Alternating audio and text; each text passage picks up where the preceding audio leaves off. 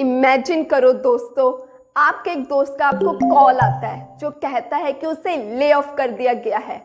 वहीं अगले ही दिन एक और दोस्त आपको बताता है कि उसे रिट्रेंचमेंट नोटिस दिया गया है। अब आप सोच रहे हो कि इन दोनों में क्या ही फर्क है, बात तो एक ही है। तो रुकिए, क्योंकि ले ऑफ एंड रिट्रेंचमेंट दोनों में डिफरेंस होता है और इसी फर्क के बारे में हम आज की इस वीडियो में जानेंगे। तो मेरे प्यारे दोस्तों, ले ऑफ की कहानी शुरू होती है वहां से जहां कंपनी कहती है कि अरे भाई, अभी हमारे पास कोई काम नहीं है, थोड़ा आराम कर लो, घर बैठो, जब सब ठीक होगा आपको दोबारा वापस बुला लेंगे। Sounds like a break, right? Yes, lay off होता है टेम्पररी सस्पेंशन। यहाँ पर परमानेंटली आपकी जॉब नहीं जाती है। इसको डिटेल में आगे समझेंगे। अभी हम बात कर लेते हैं रिट्रेंचमेंट के बारे में। यहाँ पर जब कंपनी कहती है सॉरी बॉस, अब आपके लिए यहाँ पर कोई काम नहीं है और अनफॉर्चुनेटली आपका इस कंपनी में वापस आने का अब कोई चांस नहीं। ये है थोड़ा सीरियस मैटर, मतलब यहाँ पर आपने परमानेंटली अपनी उस जॉब को खो दिया है। Hello my dear friends, welcome on to the channel. Friends, जैसे कि आप इंट्रो से समझ ही गए हो कि आज की हमारी वीडियो का क्या टॉपिक रहने वाला है, लेकिन उसको डिटेल में समझने से पहले आपसे छोटी सी रिक्वेस्ट है कि वीडियो को लाइक कर दीजिए, चैनल पर नए हैं तो चैनल को सब्सक्राइब कर दीजिए। चलिए अब हमारे टॉपिक को शुरू करते हैं। चलिए फ्रेंड्स, शुरुआत करते हैं इनके बेसिक मीनिंग से। सबसे पहले बात करते हैं ले ऑफ के बारे में। यार, जो ये ले ऑफ है ना, यहाँ ये सिर्फ एक टेम्पररी सस्पेंशन है। यहाँ पे परमानेंटली जो एम्प्लॉयज हैं उनकी जॉब नहीं जाती है।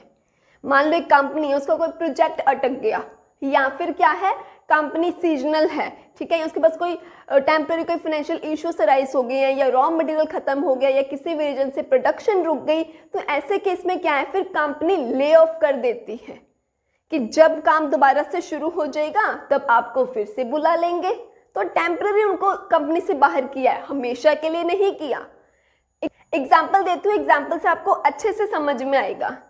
फ्रेंड्स, मान लो एक स्वीट शॉप है, यार दिवाली आ रही है, अभी तो मिठाइयों की खूब सेल लगी हुई है, खूब मिठाइयाँ खा रहे हैं सब। लेकिन मुझे एक बात बताओ, जैसे ये दिवाली जाएगी, फेस्टिवल सीजन खत्म होगा, क्या दिवाली के जाने के बाद या त्यौहार खत्म होने के बाद मिठाइयों की इतनी डिमांड रहेगी जितनी अभी है? द आंसर इज नो, बिल्कुल नहीं। अब जरा आप सोचो फ्रेंड्स, जब अब फेस्टिवल सीजन नहीं है, जब अब मिठाइयों की इतनी डिमांड नहीं है, तो आप अपनी शॉप पर, अपनी स्वीट शॉप पर, मिठाइयों की शॉप पर इतना वर्कर बिठाकर क्या करोगे, मुझे बताओ? ले ऑफ ही करोगे ना। टेम्पररी आप उनको भी यही बोलोगे ना कि घर बैठो, अभी आपकी जरूरत नहीं है, राइट? तो जैसे दोबारा से त्योहारों के दिन आएंगे, फेस्टिवल सीजन फिर से आएगा, आप उनको दोबारा से बुला लोगे। तो ये था ले ऑफ। यहाँ पर अभी डिमांड ना होने की वजह से, प्रोडक्शन ना होने की वजह से, या मान लो आपको कोई प्रोजेक्ट रुक गया था उसकी वजह से अभी आपको जरूरत नहीं थी अपने वर्कर की, दैट्स व्हाई आपने उसको घर भेजा है, हमेशा के लिए नहीं भेजा। तो ये क्या है, ले ऑफ है। ये बोलो, आपको क्लियर हो गया? अब बात आती है रिट्रेंचमेंट की। रिट्रेंचमेंट क्या है फ्रेंड्स? यहाँ पर जो कंपनी ने परमानेंट एक्शन ले रही है, मतलब कि यहाँ पर जो कंपनी है वो चाह रही है कि वो अपनी जो वर्क फोर्स है उसको कम कर दे, उसको रिड्यूस कर दे, तब वो क्या है, रिट्रेंचमेंट नोटिस देती है। फॉर एग्जाम्पल, मान के चलो एक कार कंपनी है और वो बहुत घाटे में जा रही है, लगातार उसको फाइनेंशियल लॉस हो रहे हैं। अब मुझे बताओ जरा आप लोग, अगर कोई बंदा लगातार घाटे में जा रहा है तो क्या वो इतने वर्कर्स को रखने के लायक है? क्या वो उनको सैलरी दे पाएगा? उनके जो भी खर्चे वो एक्सपेंसेस बेयर कर पाएगा? नहीं। तब वो यही कहेगा ना कि यार अभी वर्कर्स को निकालना ही पड़ेगा, अपने वर्कफोर्स कम करनी ही पड़ेगी, खुद के खर्चे नहीं उठाए जा रहे, वर्कर्स को मैं कहाँ से उनका खर्चा उठाऊं, है ना? तो ऐसे केस में क्या होगा, रिट्रेंचमेंट। परमानेंटली जहां पर एक बंदा अपनी जॉब को खो देता है उसे रिट्रेंचमेंट बोलते हैं। इतना समझ में आ गया? सेकेंड पॉइंट फ्रेंड्स, हम ये कहता है कि इनके मेन क्या ही रीजंस है यार, क्यों, क्या कारण है कि ले ऑफ करना पड़ता है, क्या कारण है कि रिट्रेंचमेंट करना पड़ता है। तो ले ऑफ के बारे में अगर मैं बात करूं, जैसे कि मैंने आपको फर्स्ट पॉइंट में भी बताया है कि शॉर्ट टर्म अगर फाइनेंशियल इश्यूज हो जाए या कोई सीजनल चेंजेस की वजह से, या फिर रॉ मटेरियल खत्म हो गया, किसी वजह से प्रोडक्शन रुक गई है, किसी वजह से प्रोजेक्ट अटक गया है। एक और एग्जांपल तो आपको और अच्छे से क्लियर होगा। फ्रेंड्स, मान लो एक ABC प्रोजेक्ट के ऊपर एक कंपनी काम कर रही थी, लेकिन अनफॉर्चुनेटली क्या होता है कि वो जो प्रोजेक्ट है वो किसी रीजन की वजह से रुक जाता है। अब आप खुद सोचिए, जब वो प्रोजेक्ट रुक ही गया है तो क्या आपको एम्प्लॉयज़ की ज़रूरत पड़ेगी इस वक्त? नहीं। तो अब आप क्या कह रहे हो अब अपने एम्प्लॉयज़ को कि टेम्परेरी आपको अभी ले ऑफ किया जा रहा है। वाई? क्योंकि जिस प्रोजेक्ट पे वो काम कर रहे थे वो प्रोजेक्ट ही रुक गया है, तो अभी यहाँ पे उनको ले ऑफ कर दिया जाएगा। मतलब कि जब फिर से वो प्रोजेक्ट शुरू होगा या फिर मान लो कोई न्यू प्रोजेक्ट जब आएगा तब उनको दोबारा से बुला लिया जाएगा। ये है ले ऑफ।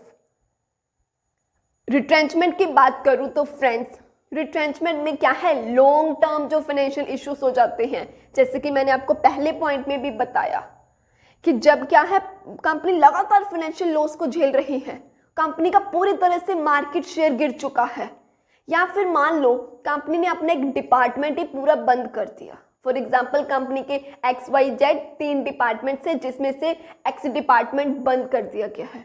जब वो डिपार्टमेंट ही बंद हो गया है तो मुझे बताइए उसमें काम करने वाले एम्प्लॉयज़ की अब कोई नीड है? नहीं।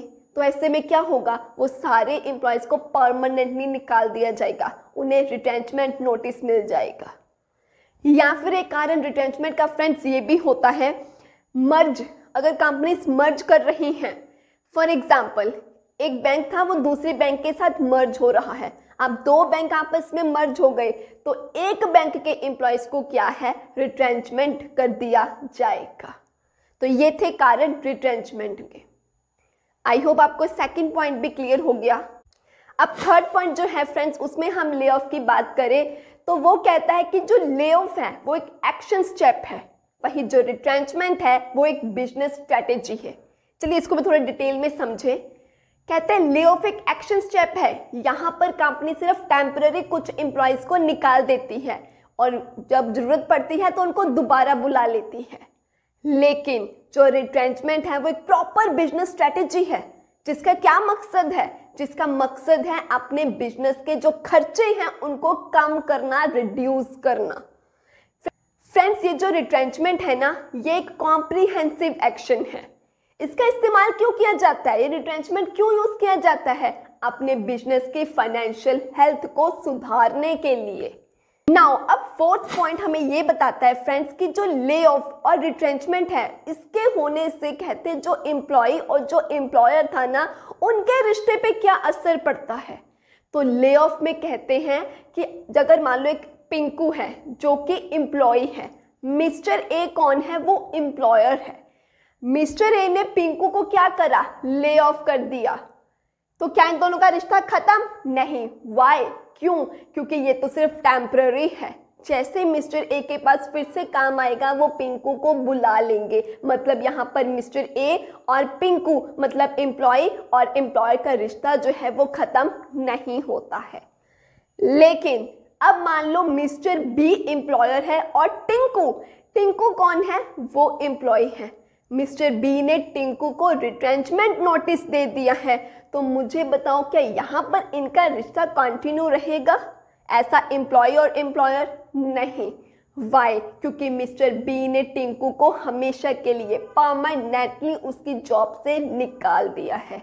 तो क्या समझे आप लोग कि ले ऑफ के केस में एम्प्लॉय और एम्प्लॉयर का रिश्ता बना रहता है, लेकिन रिट्रेंचमेंट के केस में एम्प्लॉय और एम्प्लॉयर का रिश्ता भी खत्म हो जाता है, क्योंकि एम्प्लॉय को हमेशा के लिए जॉब से निकाल दिया जाता है।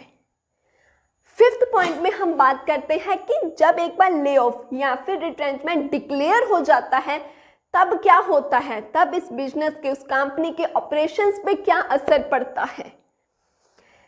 तो फ्रेंड्स, अगर एक बार ले ऑफ डिक्लेयर कर दिया गया तो कंपनी के जो ये बिजनेस है उसके ऑपरेशंस हो जाते हैं वो रुक जाते हैं। क्यों? क्योंकि यहाँ ले ऑफ किया ही इसीलिए जाता है कि या तो प्रोजेक्ट रुक गया, या फिर रॉ मटेरियल खत्म हो गया, या फिर मशीनरी खराब हो गई, या फिर सीजन चला गया।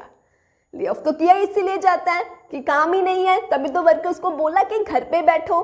तो इसका मतलब है कि ले ऑफ डिक्लेयर होने के बाद ऑपरेशंस गए रुक। लेकिन रिट्रेंचमेंट के केस में रिट्रेंचमेंट अगर एक बार डिक्लेयर कर दिया गया, काम फिर भी चलता ही है। क्यों? क्योंकि रिट्रेंचमेंट के केस में तो सिर्फ एम्प्लॉयज़ को कम करने के लिए ही, उनको रिड्यूस करने के लिए ही, अपने वर्कफोर्स को रिड्यूस करने के लिए ही निकाला जाता है। अब जिनको निकालना था उनको निकाल दिया, लेकिन कंपनी में वो जो बिजनेस है उसमें बाकी के एम्प्लॉयज़ तो भी है ना, तो वो तो काम करेंगे ही। तो क्या समझे आप लोग कि ले ऑफ के केस में क्या है, एक बार ले ऑफ डिक्लेयर हो गया तो काम रुक गया, ऑपरेशंस रुक गए। लेकिन रिट्रेंचमेंट के केस में क्या है कि अगर रिट्रेंचमेंट डिक्लेयर कर दिया तो काम नहीं रुकता, बिजनेस के ऑपरेशंस चलते ही रहते हैं, क्योंकि ऑपरेशंस चलाने के लिए अभी भी उनके पास सफिशिएंट एम्प्लॉयज हैं। आई होप आज का टॉपिक तो क्लियर हो गया होगा। लेकिन हाँ, दिवाली आ रही है तो आप सभी को एडवांस में हैप्पी दिवाली। खूब एंजॉय करना, खूब मस्ती करना एंड हाँ, स्टे सेफ, स्टे हेल्दी। मिलते हैं अपकमिंग वीडियो में, तब तक के लिए बाय बाय।